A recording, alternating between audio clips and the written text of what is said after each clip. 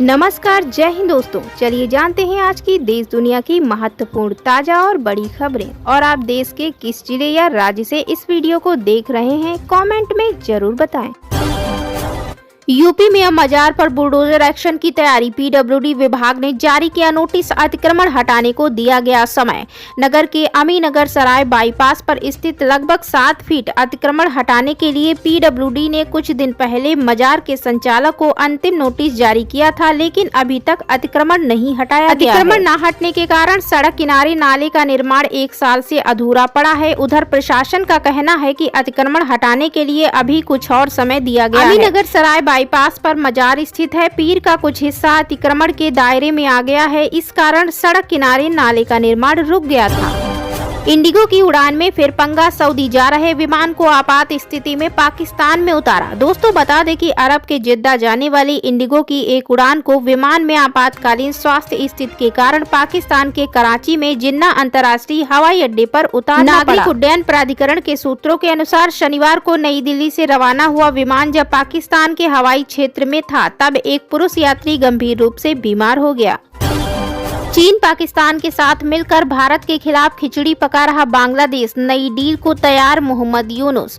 दोस्तों बांग्लादेश में मोहम्मद यूनुस की सरकार हिंदुओं पर हमलों के चलते बने तनाव के बीच चीन पाकिस्तान के साथ मिलकर भारत के खिलाफ खिचड़ी पकाने में लगी हुई है। बता दें दोस्तों, बांग्लादेश अपनी वायुसेना को आधुनिक और ताकतवर बनाने की कोशिश में जुटा हुआ है। इसके लिए उसकी नजर चीन की ओर है। रिपोर्ट के अनुसार बांग्लादेश चीन से Chengdu J-10C multirole fighter jet खरीदने की योजना बना रहा है।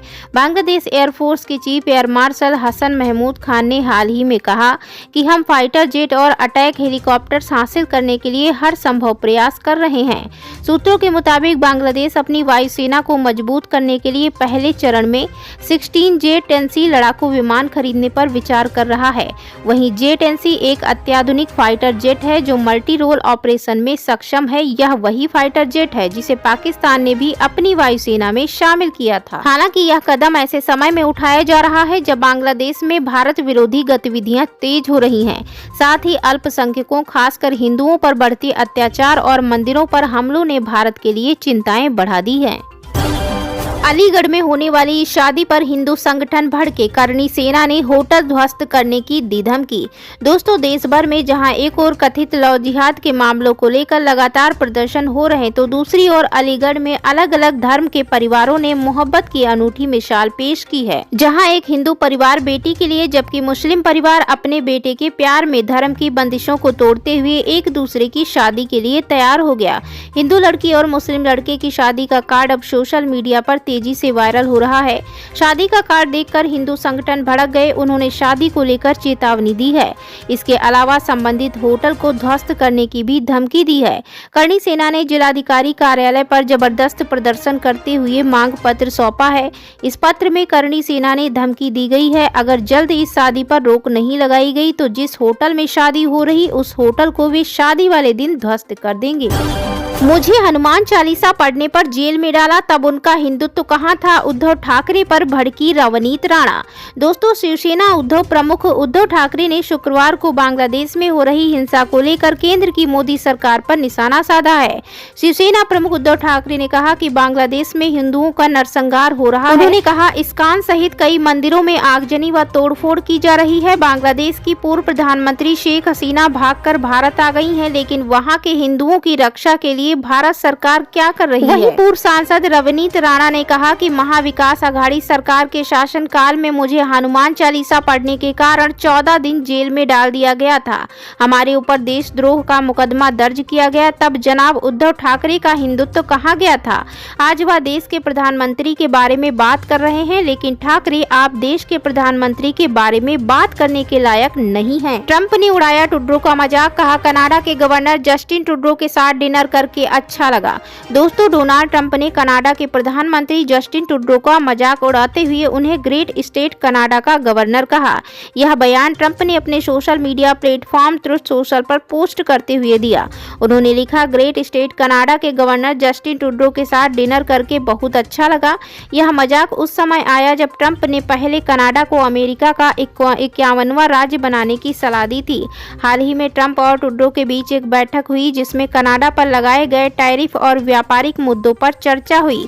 इस बैठक के दौरान ट्रूडो ने ट्रंप से कनाडा पर टैरिफ लगाने को लेकर अपनी चिंता व्यक्त की थी, जिसके बाद ट्रंप ने मजाक में यह टिप्पणी की कि कनाडा को अमेरिका का 51वां राज्य बना दिया जाए। आरजीकर मामले में 2 आरोपियों को जमानत मिलने पर पीड़िता के परिजन दुखी, कहा हम सिस्टम से नाराज।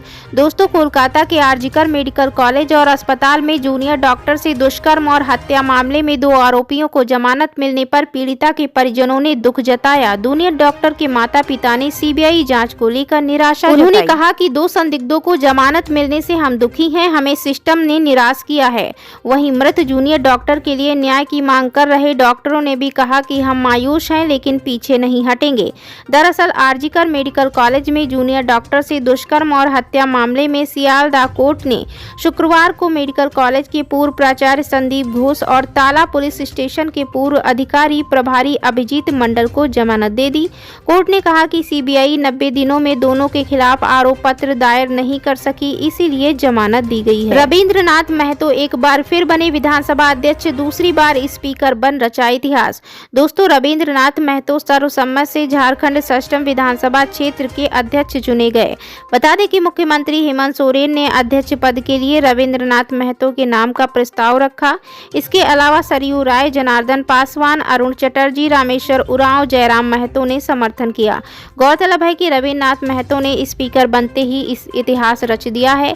रविन्द्रनाथ महतो पहले विधायक हैं जो लगातार 2 बार झारखंड विधानसभा के स्पीकर चुने गए हैं। तेलंगाना हाई कोर्ट का बड़ा फैसला, बीआरएस नेता रमेश की भारतीय नागरिकता रद्द, 30 लाख का जुर्माना। दोस्तों, तेलंगाना में बीआरएस पार्टी को बड़ा झटका लगा है जब पार्टी के एक सीनियर नेता की भारतीय नागरिकता रद्द कर दी गई है। बता दें कि तेलंगाना हाई कोर्ट ने सोमवार यानी 9 दिसंबर को बीआरएस के पूर्व विधायक चिन्नमानेनी रमेश को भारतीय नागरिक मानने से इनकार कर दिया और उन्हें जर्मन नागरिक करार दिया। यह फैसला तेलंगाना की राजनीति में एक महत्वपूर्ण घटनाक्रम है, क्योंकि ऐसा पहली बार है जब किसी पूर्व विधायक की भारतीय नागरिकता रद्द की गई है। हाई कोर्ट के जस्टिस बी विजयसेन रेड्डी ने अपने फैसले में कहा कि रमेश की गतिविधियों ने भारतीय नागरिकों के चुनावी अधिकार को नुकसान पहुंचाया है। जानकारी के मुताबिक अदालत ने रमेश पर जर्मन नागरिकता छिपाने और भारतीय न्यायपालिका को गुमराह करने के आरोप में 30 लाख रुपए का जुर्माना भी लगाया। यह मामला तब सामने आया जब केंद्रीय गृह मंत्रालय ने अब पहले ही रमेश की भारतीय नागरिकता रद्द कर दी थी, जिसे हाई कोर्ट ने सही ठहराया। घर वालों के लिए बोझ नहीं बनेगा बुजुर्गों का इलाज, सीएम योगी ने किया बड़ा ऐलान। दोस्तों, उत्तर प्रदेश के मुख्यमंत्री योगी आदित्यनाथ ने अपने गृह क्षेत्र गोरखपुर पहुंचे, जहां उन्होंने 70 साल से अधिक आयु के बुजुर्गों को आयुष्मान कार्ड वितरित किए। इस दौरान उन्होंने इस योजना की जमकर तारीफ की और कहा कि आयुष्मान योजना के तहत बुजुर्गों को 5 लाख रुपए तक का फ्री इलाज दिया जाता है। इस योजना ने बुजुर्गों को उनके परिवार के साथ जोड़ा है। सीएम योगी ने इस दौरान ज्यादा से ज्यादा बुजुर्गों को लाभ दिए जाने को कहा। सीएम योगी ने कहा कि प्रधानमंत्री नरेंद्र मोदी ने 2018 में पीएम आयुष्मान योजना लागू की थी। ये दुनिया की सबसे बड़ी स्वास्थ्य बीमा की योजना है। उन्होंने कहा कि गोरखपुर में 280 अस्पताल इस योजना से आच्छादित हैं, जिनमें 191 अस्पताल सरकारी तो बाकी निजी क्षेत्र के अस्पताल हैं। संविधान संशोधन तो होते आए हैं, लेकिन राजनाथ सिंह के बयान पर अशोक गहलोत का पलटवार।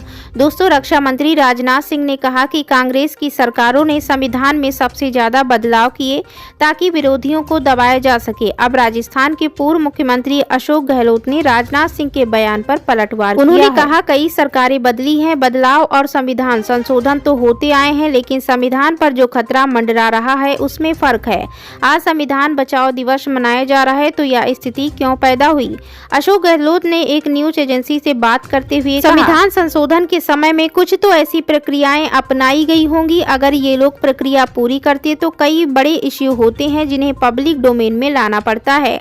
राष्ट्रीय बहस होती है, उसके बाद सरकार फैसला करती है कि जनता का रुख क्या है। ये इन सब से हटकर शॉर्टकट के माध्यम से कैबिनेट के पास करवाए, इसलिए जनता में अविश्वास पैदा हो गया। उन्होंने कहा यही लोकसभा चुनाव में मुद्दा बन गया था। इन्होंने जो समय समय पर ब्लंडर किए उसके कारण इश्यू बना। अशोक गहलोत ने कहा पंडित नेहरू जैसे व्यक्तित्व तो वो एक महापुरुष के रूप में थे। उनके बारे में जो कमेंट करते हैं अब उनसे क्या उम्मीद करें। संविधान कोई एक दिन में नहीं बना है। आजादी के बाद देश में महापुरुषों सदस्यों द्वारा जो जो भावना प्रकट की गई, उनकी भावनाओं का निचोड़ संविधान में शामिल किया गया है।